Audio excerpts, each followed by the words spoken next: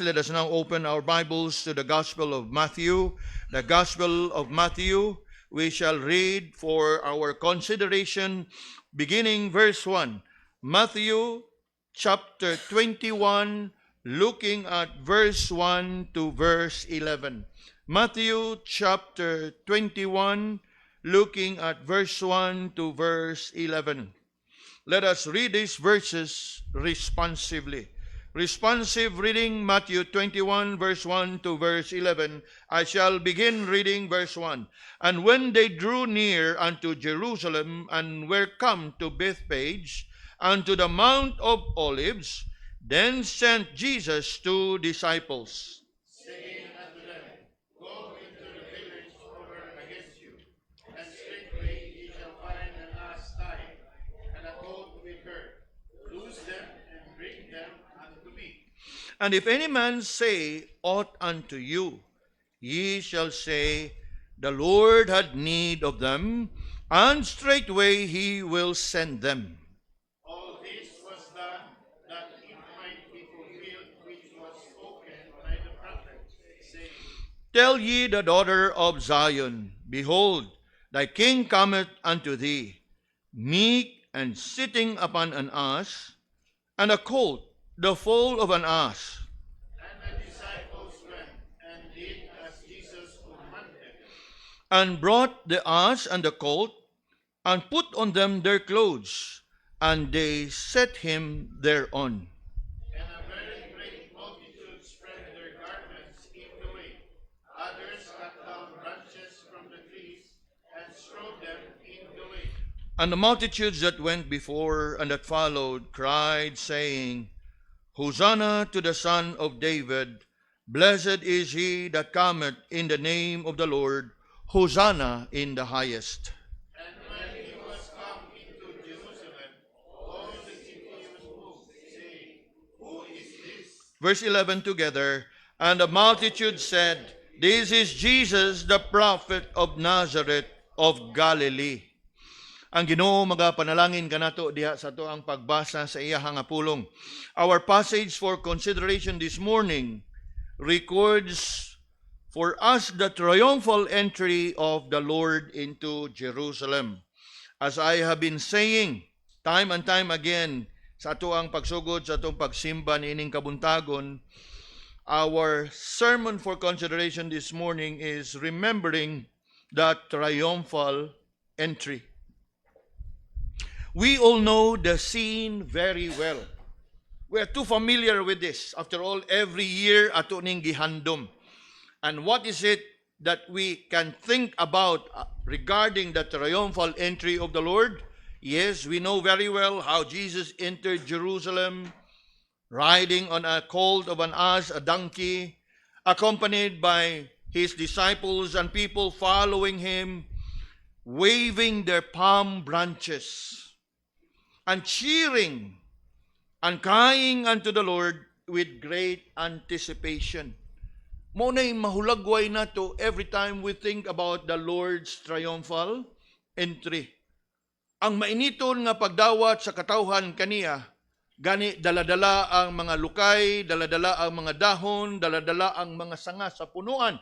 Kay mao man ay ilahang kustumbre kaniadto ang pagdawat sa mga ingon pa nato inila og mga halangdon og mga talahuron nga mga tao nga mosulod sa ilaha nga lugar.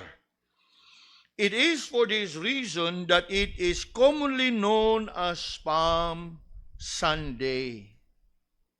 Unya sa ako anang giingon nga samtang atong nga gihandom kana being a Palm Sunday, we don't observe the day in the same way that many of our fellow countrymen would observe, which is based in their church tradition or custom.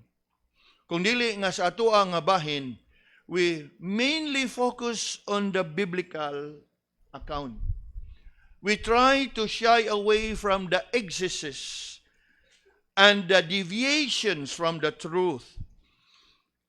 Nga diin, imbis nga ang atuang puntirya ang himaya sa Ginoo, ngadto na hinuon tas mga lukay mag-focus nga ato ang dadon sa simbahan, unya atong dadon balik sa atong bahay, unya ipapilit og asa ta gusto natong ipapilit. Now, sayre nga ang focus atong pagsimba should always be the Lord Jesus and His glory. And I want to really make this clear. Of course, kaninyo nga taod-taod na sa simbahan na sayod ta ana. Apan sa kada tuig na may mapuno sa atoa. So ato pod nga i-remind ang tanan.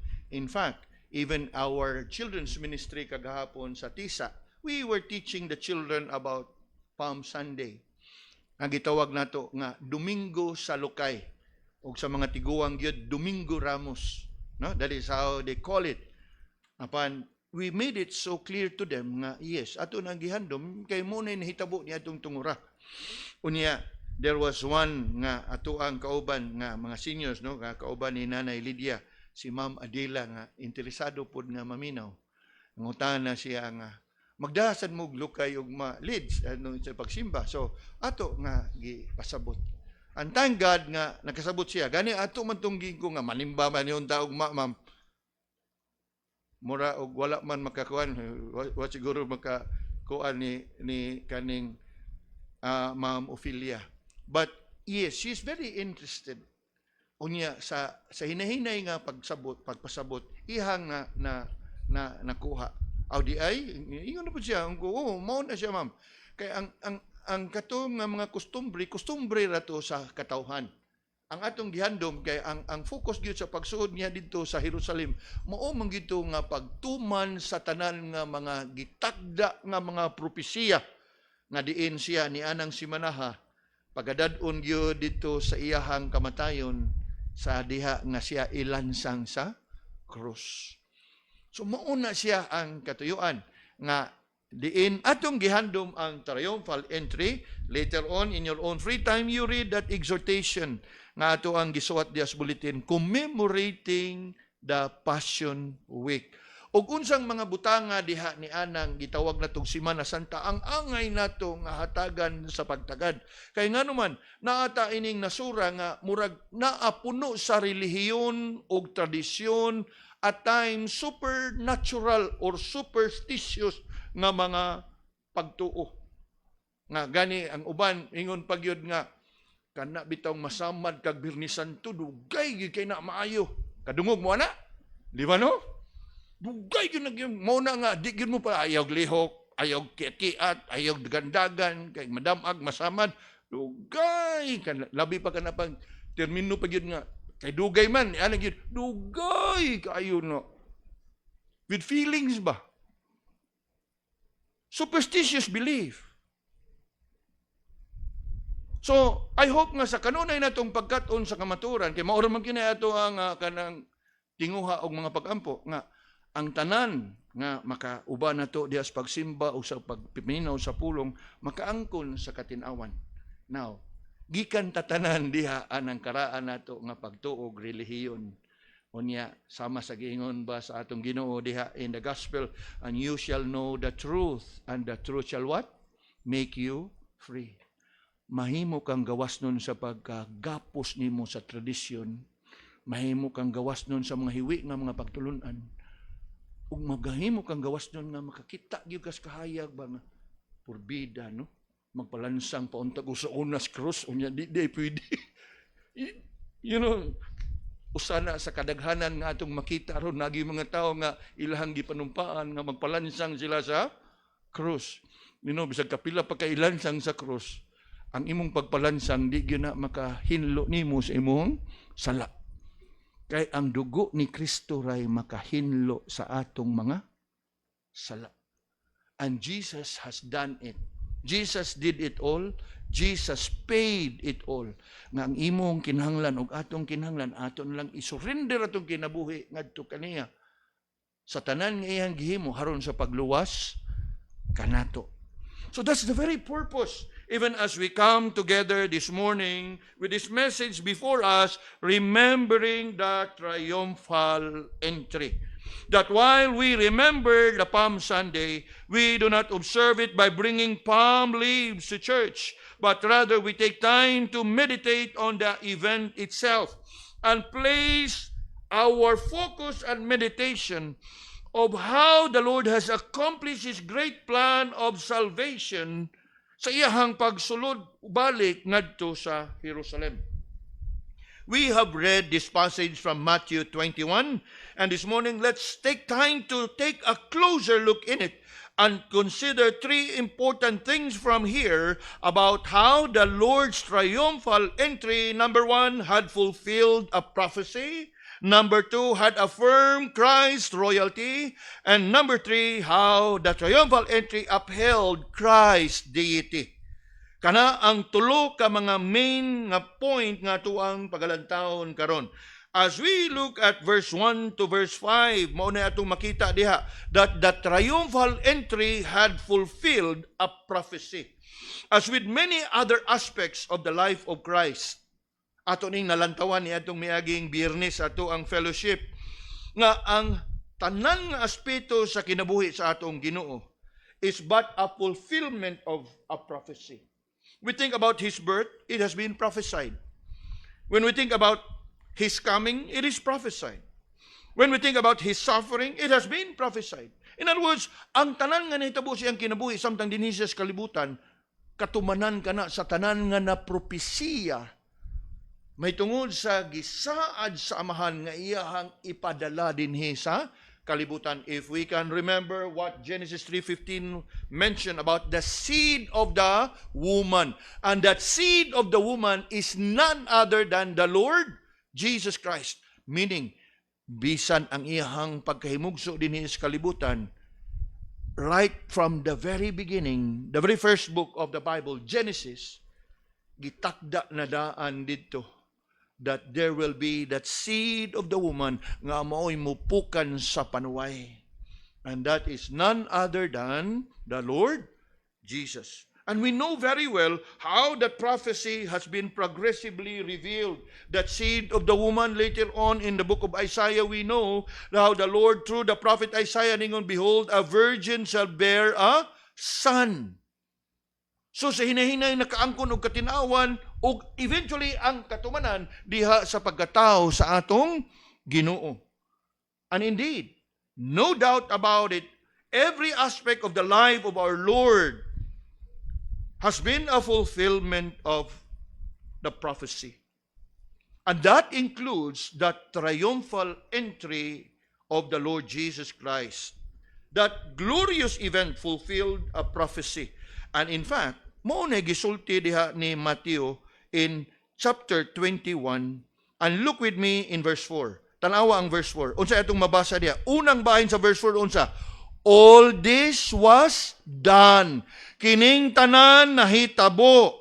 For what purpose? That it might be fulfilled, which was spoken by the prophet. So, that's the first point sa ato ang gitunan karon.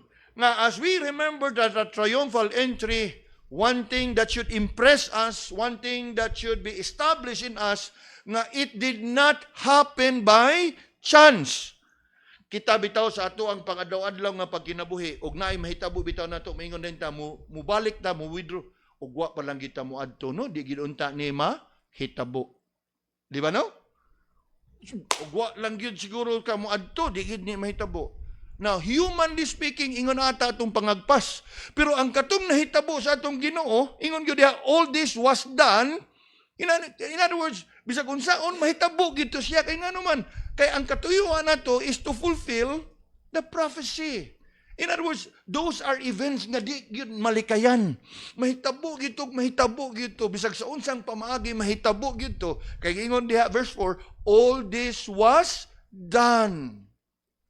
Gani ang atong Ginoo mismo nasayod ni ini. Ngano man, atras ta kadyot Matthew chapter 20. In Matthew chapter 20, atong mabasa in verse 17. Nata diha, Matthew chapter 20 verse 17. Ingon diha, and Jesus going up to Jerusalem took the 12 disciples apart in the way and said unto them, Behold, we go up to Jerusalem, and the Son of Man shall be betrayed, and unto the chief priests, and unto the scribes, and they shall condemn him to death, and he shall deliver him to the Gentiles to mock and to scourge, and to crucify him, and the third day he shall rise again.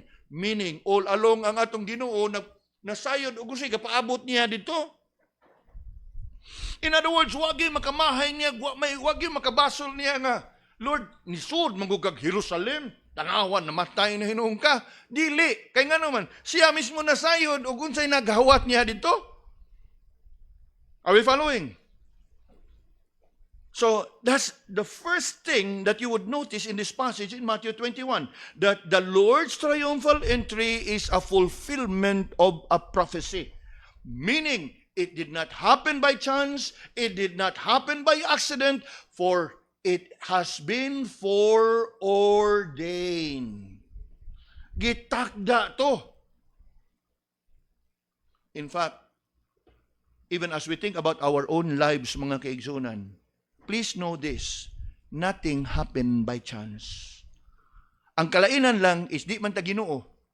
So di ta kahibaw kung unsay gauna na to. Pero sayre nga ang Ginoo, ang labaw nga makagagahom ug maalamon sa tanan, siya nasayod.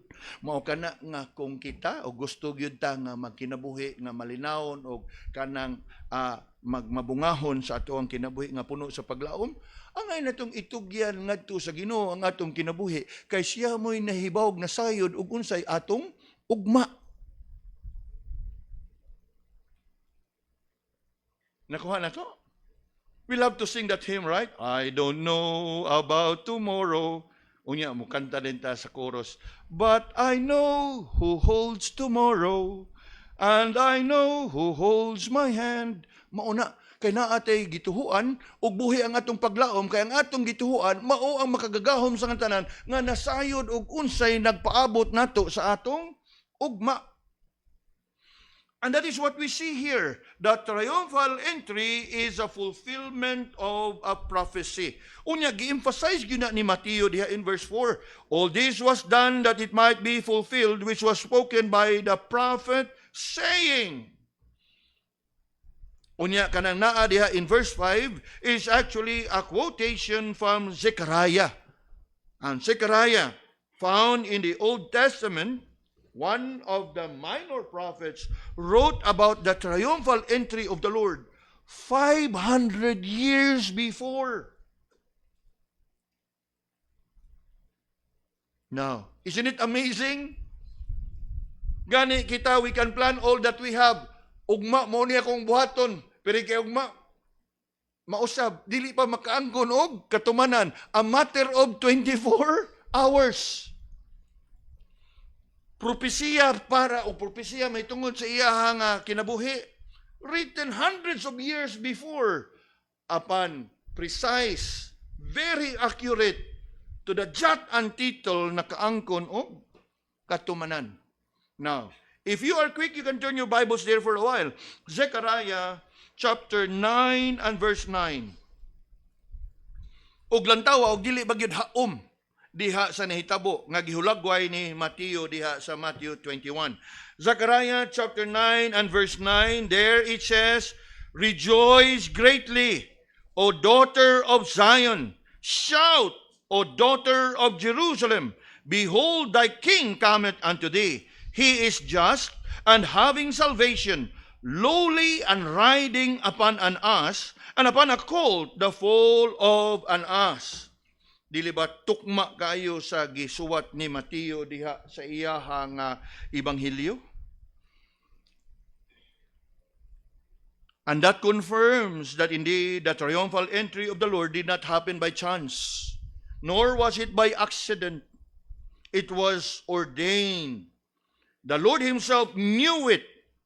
Kay ngano siya mismo nagpahinumdum og nagsulting nandaan sa iyahang mga tinunan in many occasions I just brought to you Matthew 20, kagania, verse 17, 18, and 19. Actually, it is found in many passages in the gospel. How nga iyahang balik-balikan ang iyahang mga tinunan. Let us go into Jerusalem. Let us go into Jerusalem. Kaya nga naman, the Lord Himself knew all along. Kay hinumdumi og ayaw kalimti nga ang atong Ginoo sa dihang nahimo siyang tao, He remained to be the Almighty and the all-knowing God.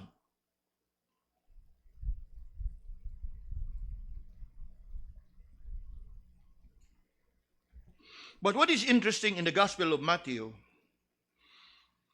is that of all the four Gospels, by the way, the triumphal entry of the Lord was recorded in the four Gospels. But of the four Gospels that records the Lord's triumphal entry, only the Gospel of Matthew records that there is indeed an ass and a colt of an ass. Now, I know nga dili kay ninyo mahatagan sa pagtagad, but I'd rather bring it to your attention so that from here onwards, masayod na taani.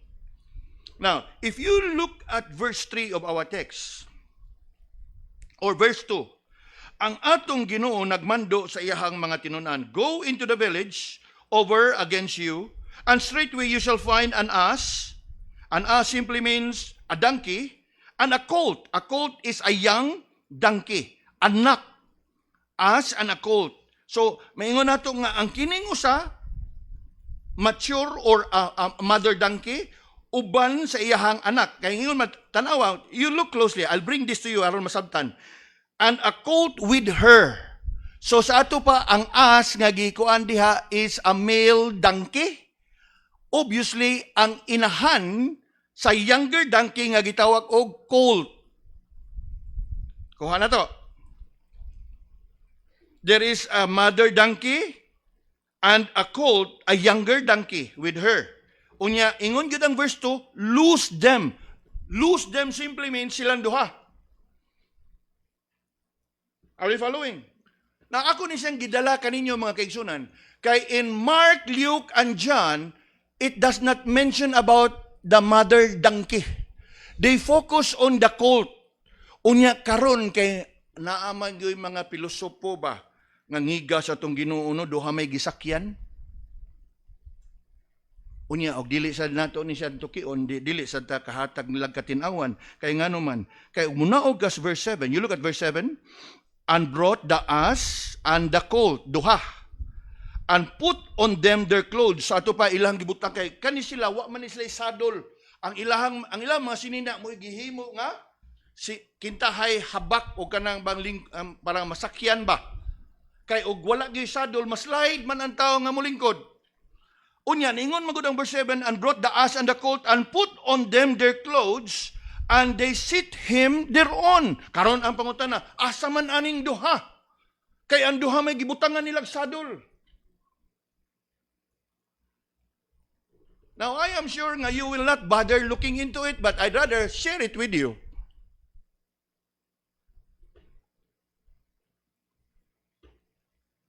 Nga naman, is it possible nga duha yang sakyan?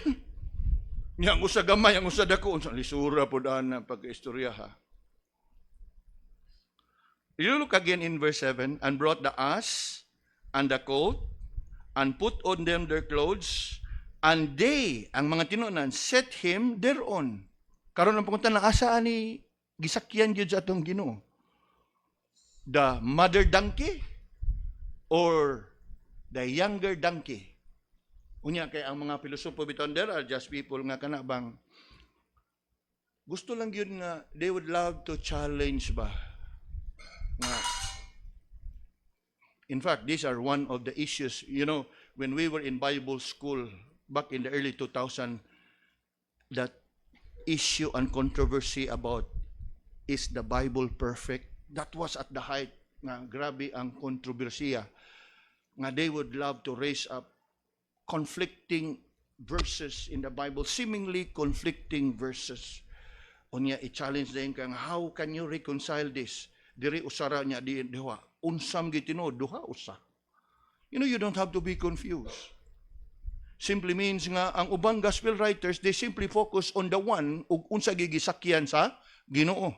Whereas si Matthew is more detailed kay maogi atong nabasa sa Zechariah chapter 9 verse 9 that there is an ass and a colt of an ass.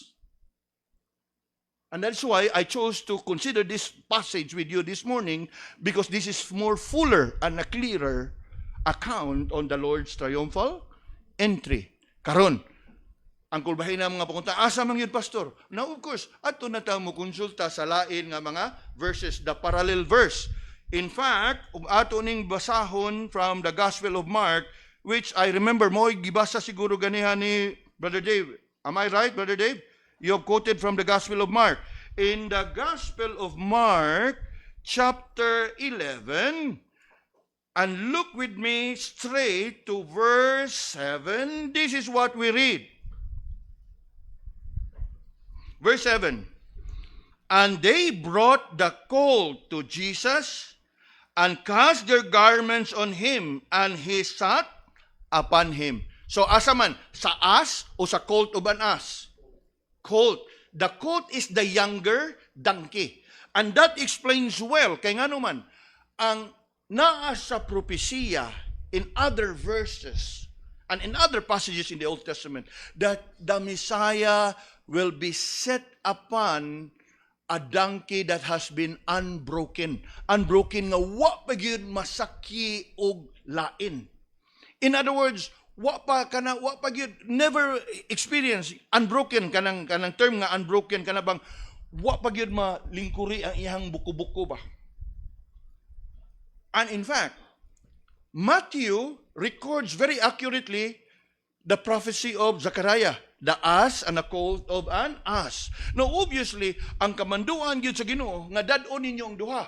Although, usaray akong sakyan for the purpose nga ang young donkey, musuki na siya og dili kuyog ang iyahang mother donkey. Mauna nga, in some, gani, mo ka na usahay sometimes when we teach children, even in visual aids, I'm quite careful.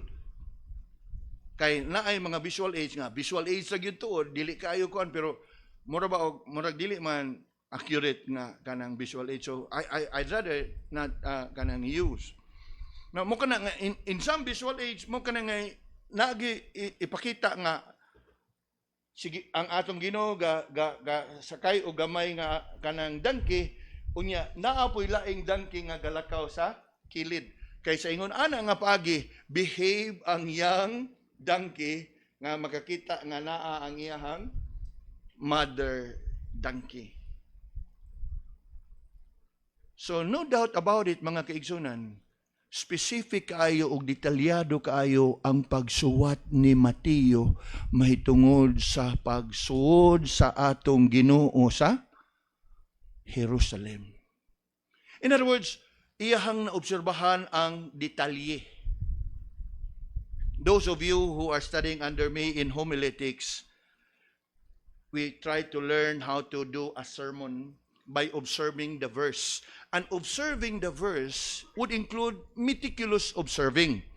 Nga pwede na nimo lantahon, like for example, 4 o 5 mo kabuk tao. Unya, you are to study one verse. You can come up with a more detailed. Some may not be able to see nga naman. Kay obviously na may uban nga ang ilang tan-awon sa building, like in a verse, nga ang ilang focus diara sa tubangan. So, mauray ilahang makita og unsay naa sa atubangan. But if you look at the building all over in such a way nga comprehensive sa imong pagtan-aw sa verse, makita nimo ang tibuok nga view. Naa diri si Sir Al, gitawag naman gitawag og right side view. Gitawag na tog top view, di ba? Unya naapoy ka ng schematic nga diagram nga makita gyud nimo ang tanan. So same with sermon preparation, same with studying a verse. So maingon nato nga si Matthew o si Matthew ihag yung gilantaw ang tanan, whereas ang uban siguro instead of focusing sa tanan, nag-focus lang sila sa front. Nindot kayo ang front sa building, na ang entrance, na ang kuan. So, they are still writing the truth, but not the entire truth. Kay ang ilahang focus is limitado man. So mao ni si Matthew. Ang uban, they simply focus on one aspect of the triumphal entry rather than writing about the mother donkey and the colt. Ang ilahalang, they focus on the colt. Now, pwede ba na nato ingnon nga there is a mistake? No. It is simply a matter of observation sa ilahang pagsuwat. Parehas nga, matay sa ako, adiri brad, wa may entrance, wa may purtahan. Asam na kagalantaw. O na ako skilid. O, maogi akong building nga. Unya, na uban matay. Ang amo, brad, taas man kayo ng among na-drawing niya, ang imo square man, asa mo katanaw? Babaw, top view. So, og top view ang building, square, mo makita, di ba? Are we following? And still, it is the truth. Still, it speaks about that building nga imong lantaw. And so it is nga, that explains, rather than imuhang questionon ang pulong nga na isayop, ang usa dito duha niya diha, usara, sa unsa man lang pagkaunsa, asa may tinuod, ana. There are just people in the world who want to mock the Word of God. Nga kay naa naman lang kita ni ini kabuntagon, atong tun-an. So there are two, the mother donkey and the young donkey. Ang pangutana, og asa ni sakay? Obviously, the younger one.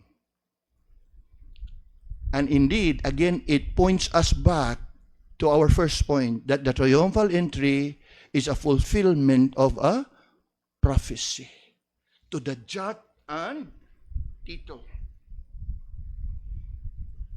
This fulfillment of the prophecy is not just for the purpose nga matuman ang tanan. Kaya nga naman, it has a deeper significance. And what is the deeper significance in the fulfilling of the prophecy of the Lord's triumphal entry? Number one, it ushers in the final week of Christ. It ushers in the final week of Christ. By His triumphal entry into Jerusalem, the Lord enters into the final week, ang ihang katapusang simana dinhi sa kalibutan. And that is what we now call the Passion Week.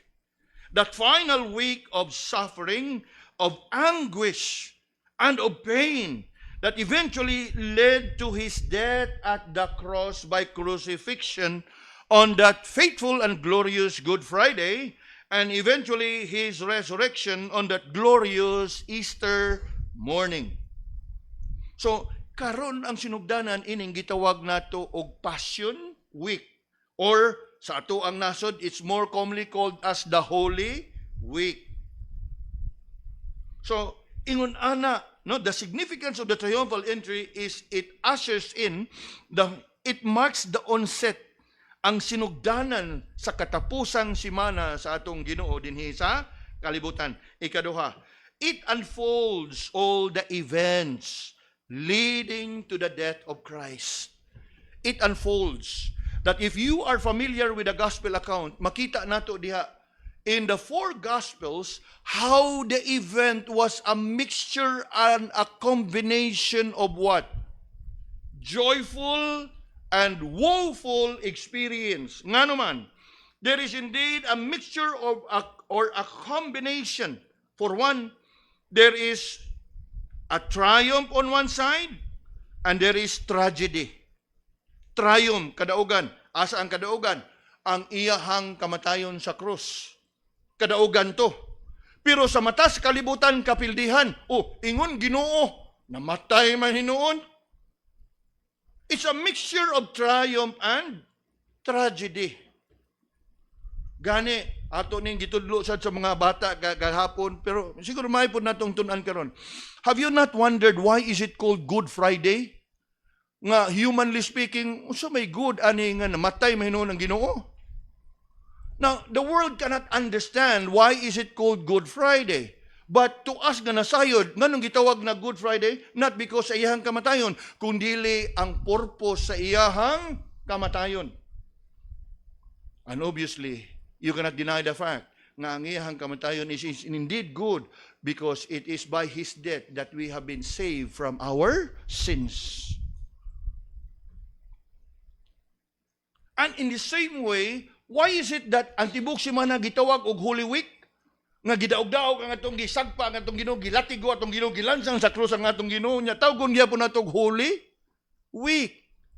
Now obviously that is in reference to the character involved. And who is the character involved? No less than the Lord Jesus Christ. And no doubt about it, the triumphal entry unfolds. Ato pa, murabag muni ni reveal sa tanan nga panghitabo, which is actually a mixture of triumph and tragedy. Nga naman, triumph, people welcome him. Hosanna to the highest. And then later on, it was a tragedy. It was tragic. Why? Because the same people who cried Hosanna unto the highest are the same ones who cried, crucify him, crucify him.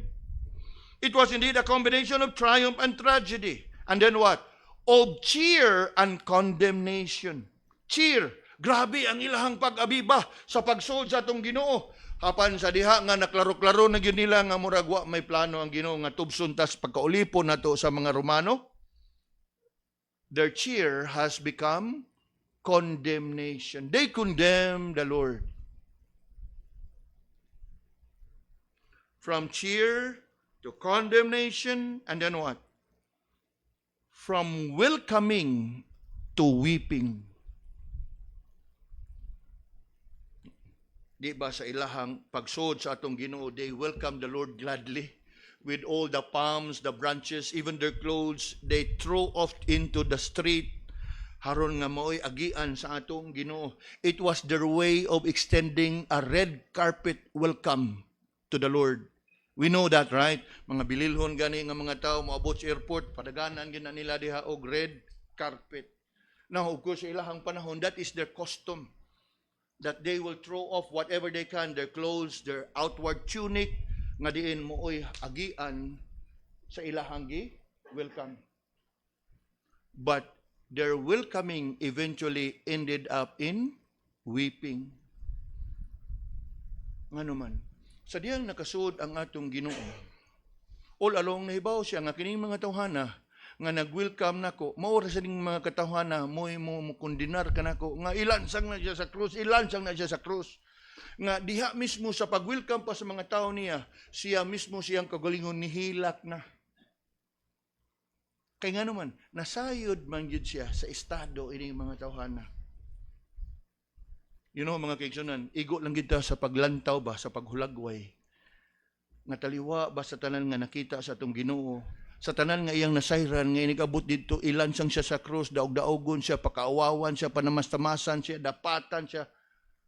Apan wagi siya ni bati bitaw og kanang kaaligot-gut. Kay kita bitaw sa ato tawhanon ba, og nakahibaw na taras ang mga tawhana mingon din ang mga kanahan ay. Di ba no? Pero siya nahibaw ng daan, pero wa, nihilak siya. Nihilak siya.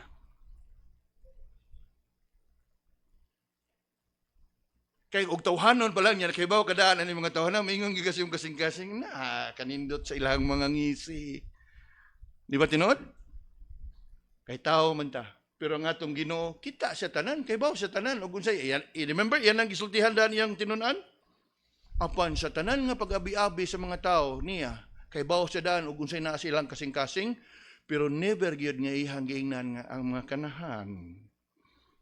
Ihang gibati, nihilak siya. Nga og ato basang pamalandungan, you know, kita nakapasakit og tao, og kita nasakitan sa mga tao. Ang uban nato nga buko-buko sa ubang tao. Nasayod ta kung sila yung gipanulti behind our back. Nga diin siguro sa ato ang bahin, angay lang po nga atong katunon ang atong Ginoo. Let us learn to weep. And I'd rather weep rather than to fight back. I'd rather weep rather than to make revenge.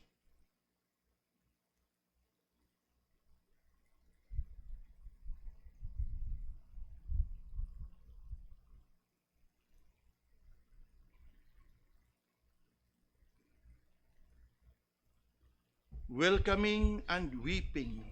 Jesus wept.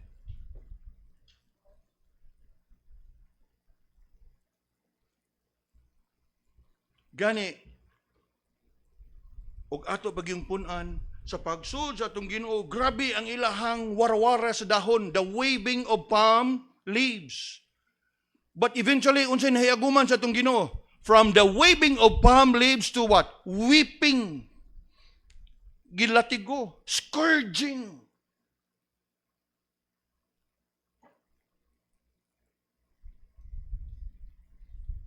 Tragedy, triumph and tragedy, cheer and condemnation, welcoming and weeping, waving and weeping.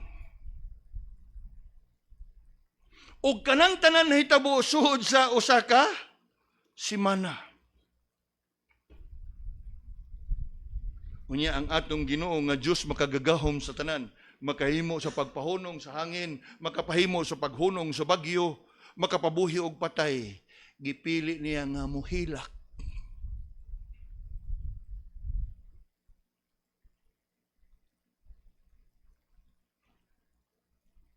Nakuha na ito mga kaigsonan? Hunong tagkadiyot. You want to experience triumph sa ato ang Kristohanong pagkinabuhi? Mao ni. Atong katunon ug unsay atong napanaminan sa atong Ginoo.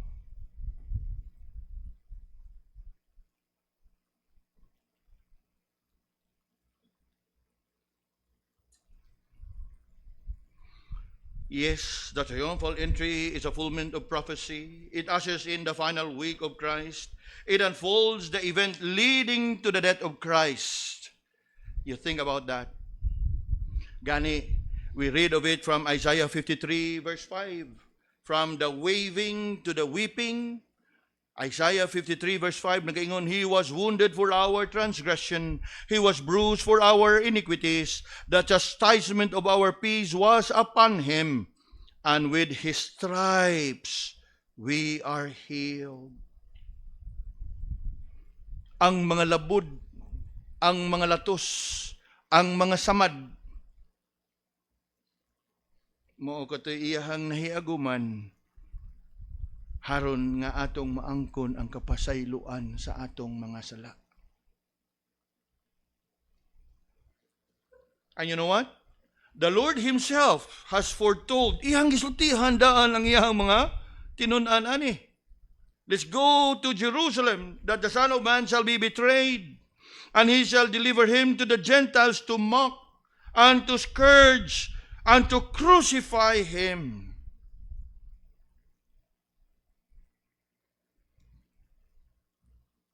Not only that it ushers in the final week of Christ and it unfolds all the event that leads to His death, it also unravels God's plan of redemption. Maingon pa nato sama sa usa ka domino ba nga ini ka tumbas usa, it can initiate a following movement. Mao gyapon ni sa pag-triumphal entry, pam pam pam. Dadun siya sa krus, ilansang sa krus, pagkalansang sa krus siya mamatay, another domino falls. It leads him to his burial, another domino falls. It leads him to his resurrection. Yes. It unravels God's plan of redemption through Christ. As with the rest of the events in the life of the Lord, His triumphal entry works towards the eventual fulfillment of the very purpose of His coming. And what's the very purpose? To save His people from their sins. So, diha atong makita that the triumphal entry indeed fulfill the prophecy. Moving on mga kaigsunan, coming down to verse 5. This is very interesting. Kaya nga naman, the triumphal entry also affirm Christ's royalty. Affirm Christ's royalty. Nagpamatuod to, pruiba to, nga indeed si Kristo, hari. Nga naman, kay ang propesiya nga nakaangkon og katumanan sa pagsud ni Ginoong Hesus sa Jerusalem, ingon man diha verse 5. You look with me at verse 5. Tell ye the daughter of Zion, behold the what? Thy king cometh unto thee. So, sa iyang pagsud sa Jerusalem, usa pud to sa pagpadayag sa kamaturan nga siya, dili siya yano nga tao. nga siya dili yano nga magtutudlo, kung dili siya usa ka hari. Nakuha na ito mga igsoon.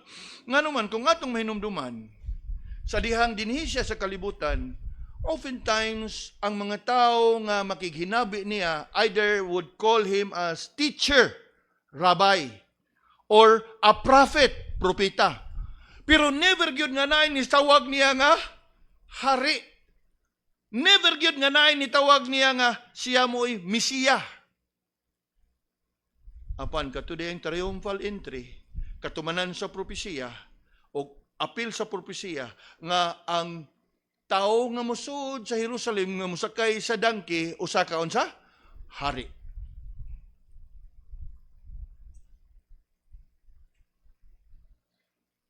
You cannot miss that in verse 5.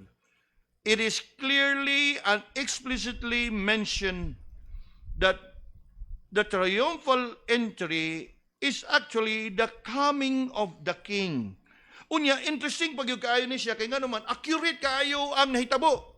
Kaya maghisgot gani kag hari, one thing about hari, di ka kakitag hari nga musakay og dangking gamay. Hari gani unsay sakyan, tell me. Kabayo, gawas nga kabayo, may lag kabayo nga ordinaryo, kabayo gyud nga warrior. Unsa pa gyud? Gawas nga kabayo ang uban gani musangay gyud chariot. Hari good. Katug yung chariot nga giguyod og daghan nga mga kabayo. Now, ibutang na to uroy pananglit og ang atong Ginoo ni sakay og chariot. Now, obviously, dili siya maoy katumanan sa propesiya kay ang propesiya ingon man hari, pero ang iyang sakyan dangki. Accurate, haom, tukma, even to the fine details of the prophecy. Tukma. And you know what it means? It means a lot. Kaya nga naman, ang hari nga musod, dili usa ka hari nga proud and arrogant, nga nagpadayag sa iyang pagkamakagagahom, nga gasakay sa iyang dili nga mabantog nga, or mabuntog nga kabayo o chariot. But he rides on a lowly and a humble animal, which is of all, the young donkey.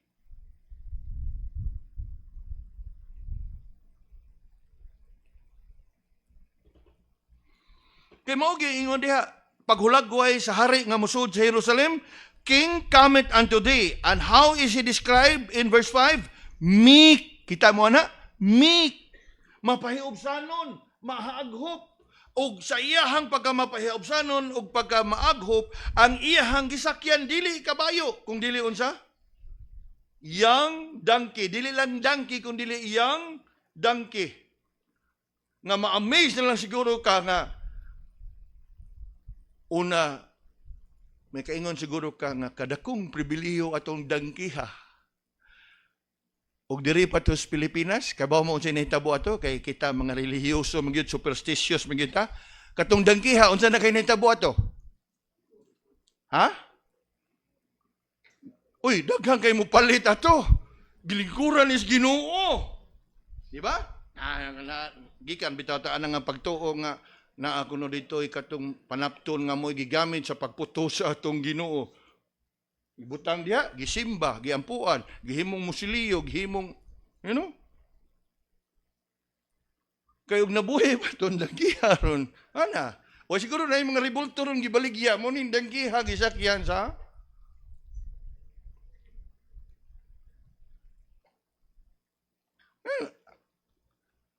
We are too religious people, superstitious. In fact, usa gyud na sa rason nga kung mahinumduman nga bisan ka nang makaadto bitaw ta nang like let's say Bible study tour dito sa Jerusalem, mga mangutana ko atong mga eksperto nga among mga kauban ba nga nganong wa magyud mapinpoint ang lugar nga diin nagpakita ang Ginoo kang Moses sa paghatag sa Ten Commandments. Kay ang dito magud igadto nimo na ingon traditional site na giingon nato assume or presume site. Panagsargyog ka kami ngon nga actual site. Tagaan lang kag ingon nato perimeter ba nga within this area. Pero dili gyud ang kanang actual nga area. So, pumunta na ako nga naman siya nga, di gini mo matugkad ang wisdom sa Ginoo. Kay og ipakita gid sa Ginoo og asa, nahibaw gid sa dahan nga ang mga tao relihiyoso kayo, himuan na sa museum, o kanang museo ba? Mahimo na sad og kanang mahimo ba og kanang bang shrine, o kanang word nga shrine nga mao na day adtuon sa mga tao, dagkutan sa mga tao, simbahan sa tao. Unya, di gid natong ikalimod na sudlan na sa kunhuna ba? Papultahan dayon. Di ba tinod? Nganli ang mga lugar diri, kailam ta ng mga lugar di sa south, dito sa north, labi nagkaroon mga panahon na nga kanang Semana Santa. Uy, libre di ha, igsud nimo. Sa ingon, gasyot ka dong, di ka pwede, pasayalon ka. Pila? 50. Pero taas-taas nga sayal, branded, 100. Komersyal.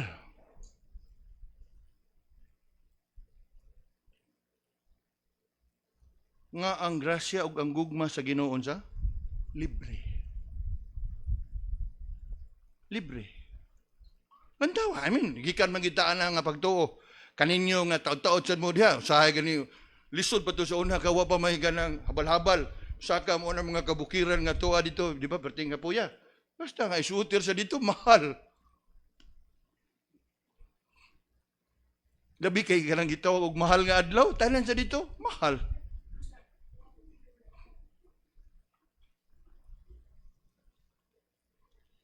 Ug mo na akong nakita nga og naa pa to diring danggi matay daghang na dato. It unravels God's plan of redemption through Christ.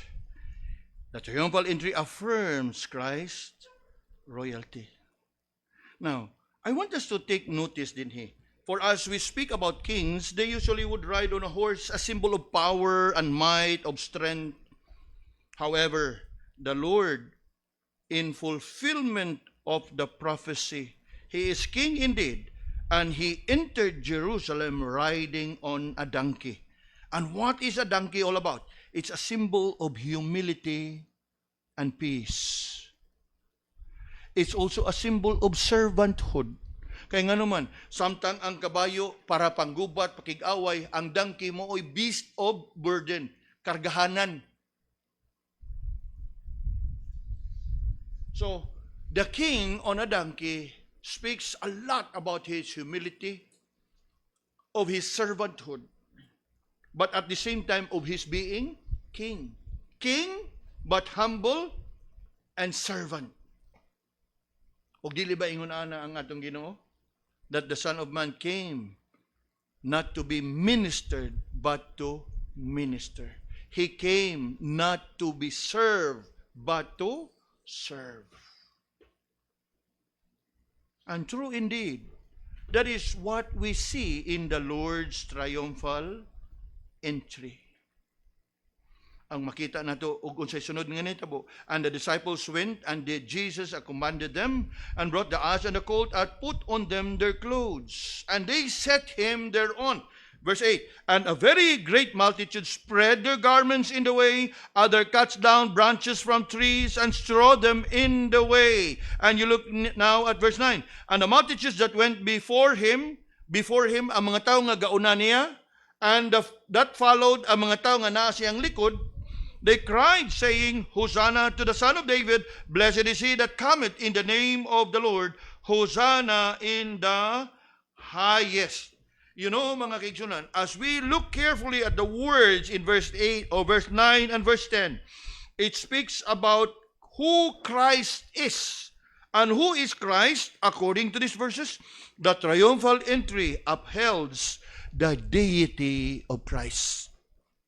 Kaya nga naman, you look at verse 9, the multitudes that went, they cried, saying, Hosanna to the Son of David. Sa mga Hudiyo, mga kaigsunan, kanang tawgo na gani ka nga anak ka ni David, it refers to your kingly line.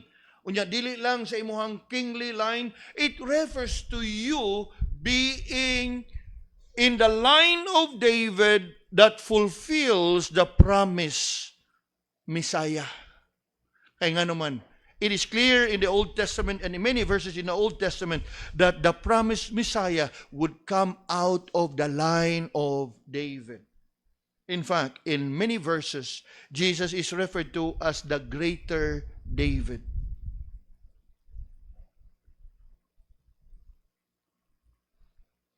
So sa ilahang paghatag o pagpasidungog ngadto sa kang Ginoong Hesus, they were actually acknowledging that Jesus is indeed God.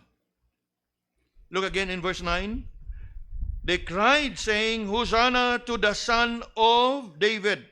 Blessed is he that cometh in the name of the Lord. So ilang gidawat, ilang giila, ilang giangkon nga si Jesus, nga nisud sa Jerusalem, siya nisud sa Jerusalem nga hari, o nisud sa Jerusalem, subay og uyon sa kabubuton sa Ginoo. He that come in the name of the Lord. In saying these words, the multitude, the people acknowledge that Jesus is the Messiah, the anointed Savior. Now, ako na ning na-expound kaganiha diha sa to ang junior worship. And somehow, indeed, that is what we see in here. They invoke praise upon Jesus as one that comes from the Lord. And in saying those words, they were acknowledging that Jesus was sent by God, not only as King, but also as their Savior. King and Savior.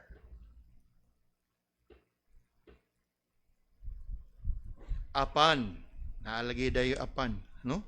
Apan, the same multitude nga nag-welcome sa atong Ginoo, with all their shout of commendation, blessed is he that cometh in the name of the Lord, eventually cried with condemnation, from commendation to condemnation. Crucify him, crucify him. Why is it so?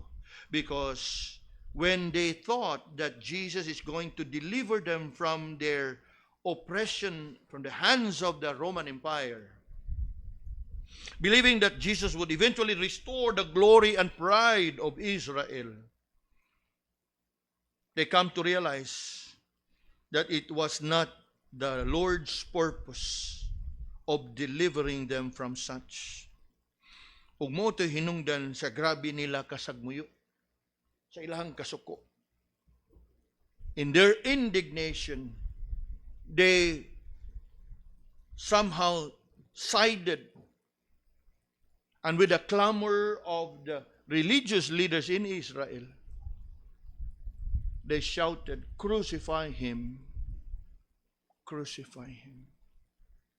Sa ako anang giingon mga kaigsunan, the same kind of people are still around today. They look at Jesus as their hero. They look at Jesus as their Savior.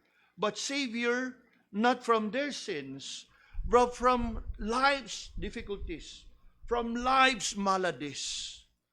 You know, mga kaigsunan, kana mahimo gyud na siya nga masulbad niya siya sa Ginoo, pero sayre nga dili na mao ang gipakamatyan sa Ginoo sa krus. Ang iyang gipakamatyan sa krus ang pagbayad sa atong mga sala. Not to discount and to undermine. God is able to help us sa tanan nga atong sitwasyon. Pero maghisgod ganita ining kamatayon niya sa krus nga diin ni sangpit ang mga tao kaniya, save now, save now. But for wrong reason, naagapoy mga tao anak karon nga ni dangop sa Ginoo, ni sangpit sa Ginoo, kaya nga ilahang katuyuan nga luwason sila sa Ginoo, salbaron sila sa Ginoo sa ilahang mga problema, sa ilahang mga suliran sa kinabuhi. Kana bang mura bag ato bang butan Ginoo nga unyan lang ko luwasa sa kung sala, Lord, so luwasa sa kung problema ron, kay dako ning problema ha. Now, you get it wrong.